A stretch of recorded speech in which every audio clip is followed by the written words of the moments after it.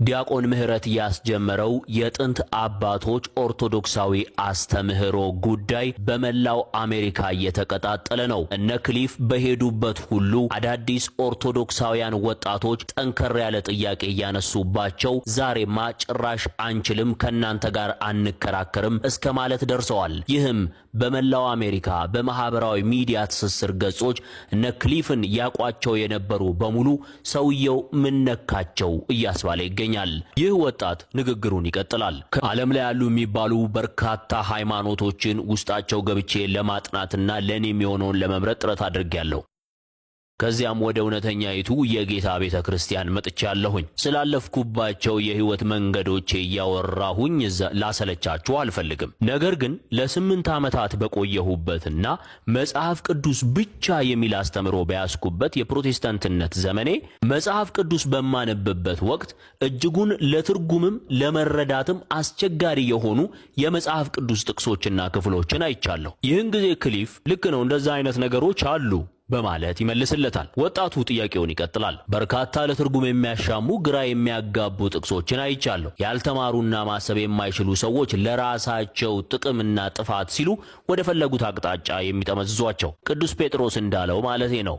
ቤተክርስቲያን ማናት? ቤተክርስቲያን ምንድናት? የሚለው ጥያቄ ላይ ስንመጣ ግን 2000 ዓመታትን የተሻገረው ሃይማኖት እንደ ጨዋታና እንደ ቀልድ እየታየ በተሳሳተ ሁኔታ እየተተረጎመ ነው እዚህ ደረሰው።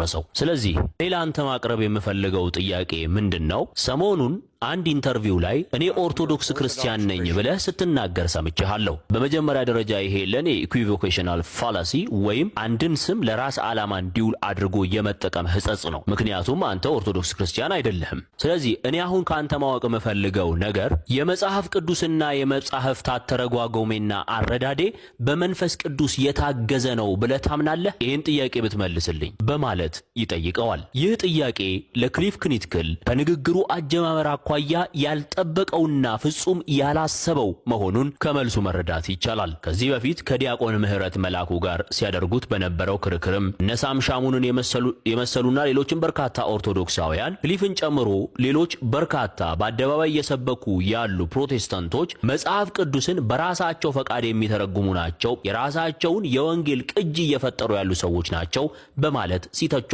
እንደነበር አይዘነጋም። አብዛኛውን የፕሮቴስታንቲዝም አስተምህሮ አሁን ላለበት ደረጃ ካደረሱት ነገሮች መካከል ግንባር ቀደሙም ሁሉም የመጽሐፍ ቅዱስ አረዳዳቸውን የገለጠላቸው መንፈስ ቅዱስ እንደሆነ ይናገራሉ። ነገር ግን ትርጉማቸው 40 ሺህ ደርሷል። ይህ በክሊፍ ፊት የቆመው ኦርቶዶክሳዊ ወጣት የጠየቀውም ይህ ክሊፍ ሆይ አሁን አንተ የምትተርከውን የምታስረዳበትን የመጽሐፍ ቅዱስ አረዳድና ትርጓሜ የእውነት መንፈስ ቅዱስ ነው ወይ የገለጠልህ? የክሊፍን መልስ እንስማ። ክሊፍ እንደዚህ አለ።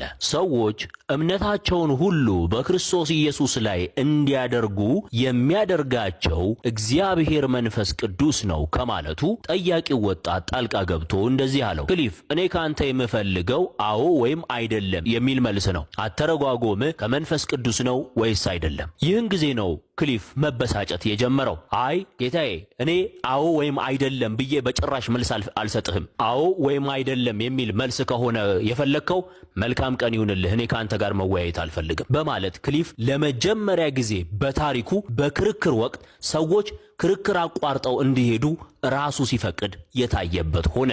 ለምን የስ ኦር ኖ ወይም አዎ አይደለም መልስን ሊመልስ እንዳልፈለገ ያወቀ ሰው የለም። ምክንያቱም ክሊፍ ከዚህ በፊት በርካታ ክርክሮች ላይ ተመሳሳይ ጥያቄዎችን ጠይቆ ተከራካሪዎቹ ወይም መላሾቹ አዎ ወይም አይደለም ብለው እንዲመልሱለት አስገድዶ ያውቃል።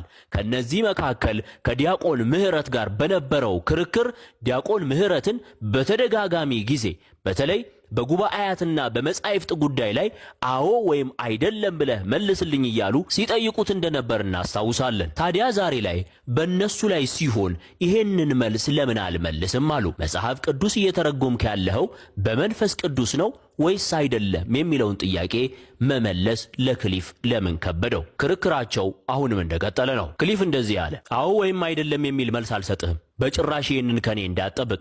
እንዲያውም ምን እንደማደርግ ልንገርህ። አንተን ከመድረኩ አስወጣህና ሌላ ጥያቄ አስገባለሁኝ በዚህ መንገድ የምንቀጥል ከሆነ።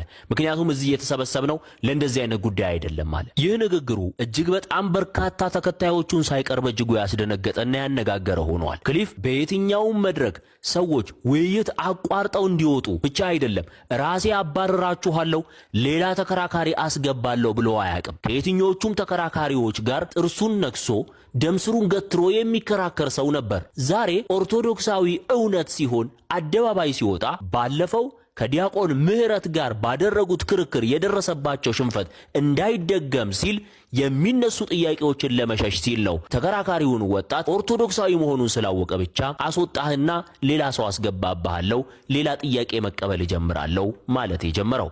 ቪዲዮ ሲቀጥል ክሊፍ እንደዚህ ይላል፣ እኔ በእንደዚህ አይነት ጉዳይ ለመነጋገርና ለመወያየት አይደለም እዚህ የመጣሁት። እዚህ ጉዳይ ላይ መግባባት እንድንደርስም አይደለም እዚህ የመጣሁት። ዓላማዬ እሱ አይደለም። ስለዚህ ወደ ሌላ ጥያቄ የማታልፍ ከሆነ እኔ ሌላ ሰው አስገባለሁ ሲል ኦርቶዶክሳዊ ወጣት እንዲህ በማለት ይቀጥላል። አይ የኔ ጥያቄ እኮ ምን መሰለ፣ የኔ ጥያቄ እንዴት ልንግባባ እንችላለን? እኔም አንተም ተመሳሳይ መጽሐፍ ቅዱስ እያነበብን፣ ተመሳሳይ ምዕራፍ፣ ተመሳሳይ ቁጥር፣ ተመሳሳይ ጥቅስ እያነበብን ከሁለታችን መጽሐፍ ቅዱስን በትክክለኛው መንገድ የተረጎምነው እኔ ነኝ ለማለት የምናሳምንበት መነሻችን ምንድነው? እሱ ነው የኔ ጥያቄ። ኦርቶዶክሳዊ ወጣት ክሊፍን እየጠየቀው ያለው ጥያቄ መጽሐፍ ቅዱስን ለመተርጎም ስልጣን ያለው ማን ነው የሚል ጥያቄ ነው። ክሊፍ እንዲህ በማለት ይመልሳል።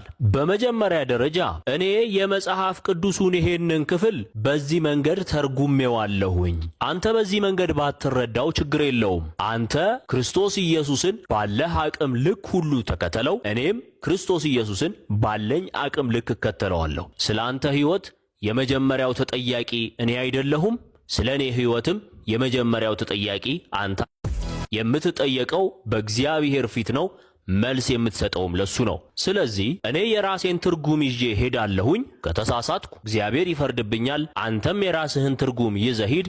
በሚያስገርም ሁኔታ ክሊፍ ይህንን እያወራ ባለበት ሰዓት ላይ ጥያቄውን ከሰማበት ውጪ መልስ በሚመልስበት ሰዓት አንድም ጊዜም ወደ ጠያቄው አልተመለከተም ወይም ወደ ጠያቄው አልቀረበም። ሙሉ ለሙሉ ፊቱን ወደ ተመልካቾቹና ወደ አዳማጮቹ ሲያወራ ወደሚያምኑት ሰዎች ብቻ ያደርግና ለነሱ ብቻ ያወራል። በአብዛኞቹ ክርክሮቹ ግን ከተከራካሪዎቹ ጋር ፊት ለፊት እየተፋጠጠ የሚከራከር ሰው ነበር ክሊፍ። ዛሬ ለምን ወደ ተመልካቾቹ ብቻ ፊቱን ሊያዞር ፈለገ? መጨረሻ ላይ የምንመልሰው ይሆናል። ወደ ቪዲዮው እንቀጥል። ክሊፍ እንደዚህ ይላል፣ አንድ ቃል የምገባልህ ነገር በዚህ ምድር ላይ ፍጹም የምትባል ቤተክርስቲያን የለችም። ግሪክ ኦርቶዶክስ ቢሆን፣ ፕሮቴስታንት ቢሆን፣ ካቶሊክ ቢሆን ምንም አያገባኝም። እኔ ካሪዝማቲክ ቢሆኑ ባይሆኑ፣ ጴንጤቆስጤያዊ ቢሆኑ ባይሆኑ እያለ ወደ ተሰበሰቡት ተማሪዎች እየዞረ ግራቀኝ እያለ ስብከቱን ማካሄድ ሲቀጥል መልስ በማጣት በንግግሩ ርዝመት የተሰላቸ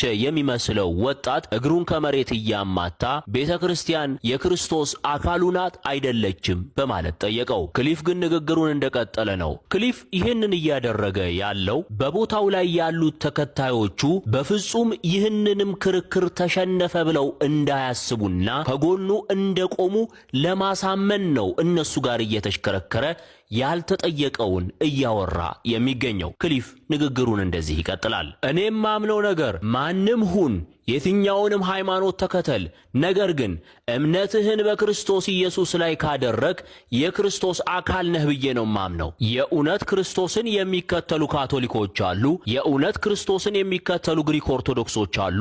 የእውነት ክርስቶስን የሚከተሉ ፕሮቴስታንቶች አሉ። ነገር ግን ፕሮቴስታንት ብትሆን፣ ግሪክ ኦርቶዶክስ ብትሆን፣ ካቶሊክ ብትሆን ለክርስቶስ ኢየሱስ እንግዳ ከሆንክ ግን የሞተ ትውፊት እየተከተልክ ነው።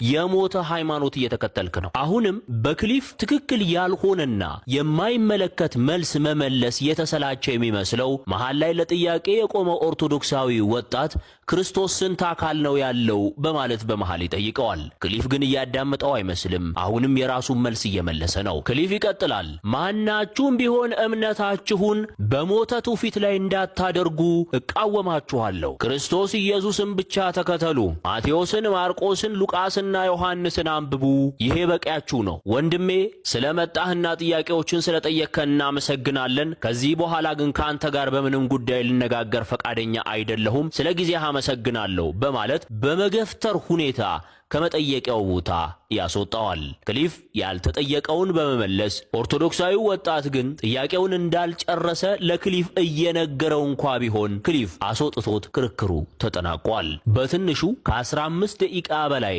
በአንድ ርዕሰ ጉዳይ ላይ ከአንድ ሰው ጋር በመሟገት የሚታወቀው ክሊፍ ከኦርቶዶክሳዊ ወጣቱ ጋር ግን ለጥቂት ደቂቃዎች እንኳን ማውራት ተስኖት ማየት በእጅጉ አስገራሚ ሆኖ በማህበራዊ ሚዲያ መነጋገሪያ ሆኗል።